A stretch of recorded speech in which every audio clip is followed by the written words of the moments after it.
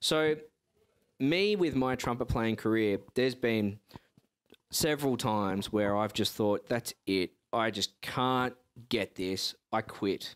Trumpet should go in the case, right? Have you ever felt like that before? We've all experienced this at some point. Oftentimes, it can be just your methods of practicing, not being careful and overlooking all of the little details that you know yourself you should be doing, but are reluctant to actually iron out because that's the nitty gritty work that nobody really wants to do. But oftentimes, if you can get that sorted out, opportunities do tend to fall in your lap. Yeah. And I've certainly had that happen numerous times, but at the same time, one way that I have sort of maybe, I wouldn't say gotten out of the rut, because I don't think I haven't been put in that point. Yeah.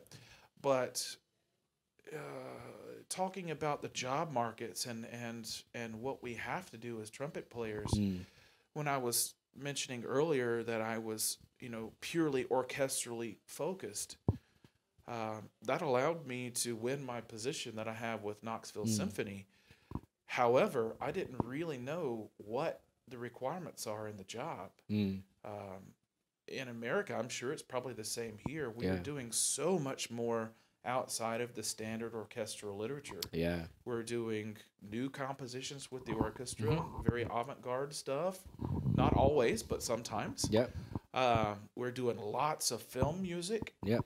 And that industry is fantastic, but in the studios, those bits and pieces that you hear in the movies and recordings even were not really meant to be played at one time. Yeah.